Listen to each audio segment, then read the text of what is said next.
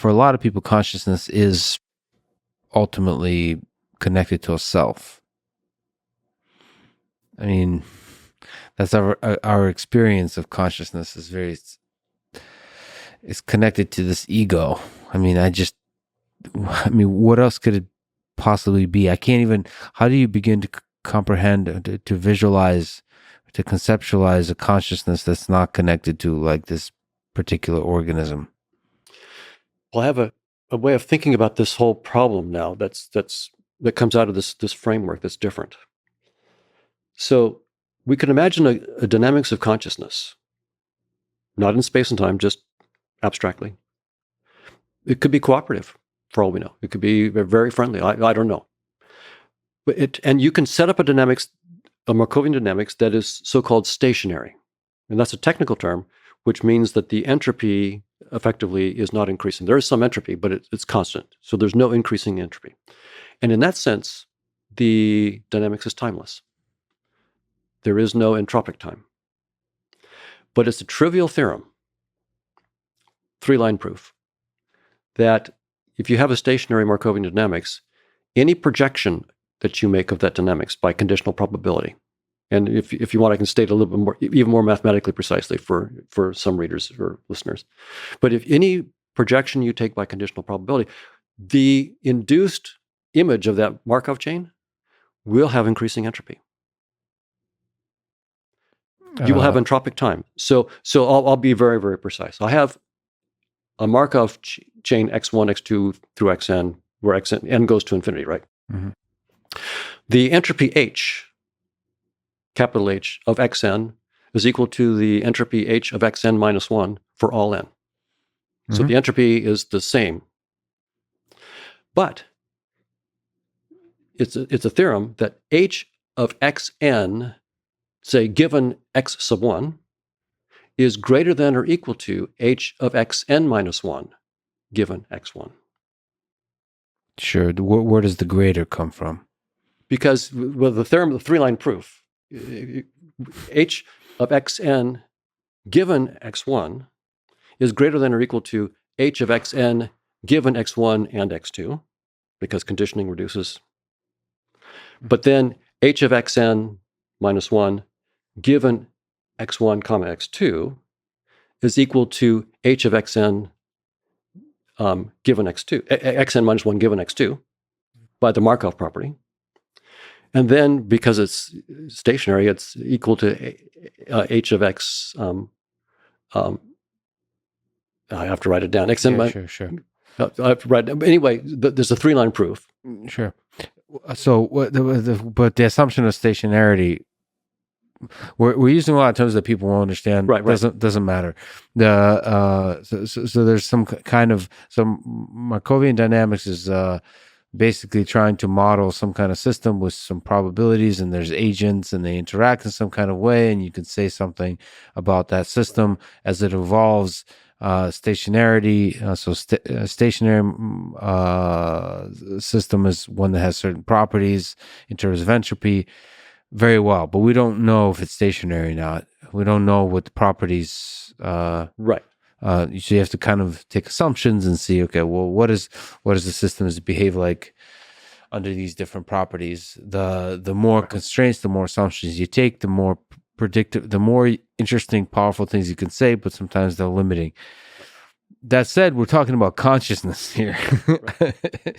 How does that, you said cooperative, okay, competitive. I like chocolate. I'm sitting here, I have a brain, I'm wearing a suit. It sure as hell feels like I'm myself. Right. What am I tuning in? Am I plugging into something? Am I a projection, a simple, trivial projection into space-time from some much larger organism that I can't possibly comprehend?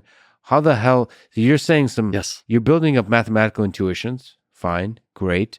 But I'm having an existential crisis here, and I'm going to die soon. We'll all die pretty quickly. So I want to figure out why chocolate's so delicious. So help me out here. So let's just keep sneaking up to this. Right. So the whole technical thing was to say this: even if the dynamics of consciousness is stationary, so that there is no entropic time. Any projection of it, any view of it, will have the artifact of entropic time. That's a limited resource. Limited resources, so that the fundamental dynamics may have no limited resources whatsoever. Any projection will have certainly time as a limited resource, and probably lots of other limited resources. Hence, we could get competition and evolution and nature red in tooth and claw as an artifact of a deeper system in which those aren't fundamental. And in fact, I take it as something that this theory must do at some point, is to show how networks of conscious agents, even if they're not resource limited, give rise to evolution by natural selection via a projection. Yeah, but you're saying, I'm trying to understand how the limited resources that give rise to, so first the thing gives rise to time, that gives rise to the limited resource, that gives rise to evolution by natural selection, how that has to do with the fact that chocolate is delicious. Well, it's not going to do that directly. It's going to get to this notion of self. So, it's going to give you the notion of self. The evolution gives you the notion of self, and also of a self separate from other selves. So the idea would be that competition has life and death, all those kinds of things. That's right. So it won't. I don't think, as I said, I don't think that I can tell you how the formless gives rise to the experience of chocolate. Right now, my current theory says that's one of the miracles I'm assuming. Yeah. So my theory can't do it. And the reason my theory can't do it is because Hoffman's brain can't do it right now. But the notion of self, yes, the notion of self can be an artifact of the projection of it. So there's one conscious agent, because anytime conscious agents interact, they form a new conscious agent. So there's one conscious agent.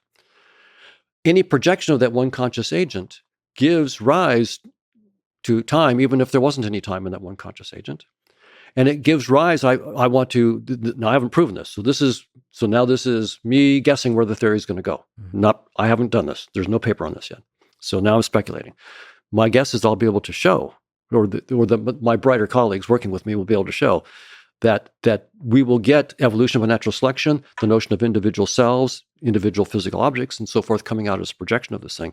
And that the self, this then will be really interesting in terms of how it starts to interact with certain spiritual traditions, right? Where they will say that there is a notion of self that needs to be let go, which is this finite self that's competing with other selves to, get more money and prestige and so forth. That self, in some sense, has to die. But there's a deeper self, which is the timeless being. That precedes any particular conscious experiences, the ground of all experience. That there's that notion of a deep capital self, but our little capital lowercase s selves could be artifacts of projection, and it may be that what consciousness is doing in this framework is right. It's projected itself down into a self that calls itself Don and a self that calls itself Lex. And through conversations like this, it's trying to find out about itself and eventually transcend the limits of the Don and Lex little icons that it's using and that little projection of itself. Through this conversation, somehow it's learning about itself. So that thing dressed me up today. Yes. In order to understand itself. And in some sense, you and I are not separate from that thing, and we're not separate from each other. Yeah. Well, I have to question the fashion choices on my end then.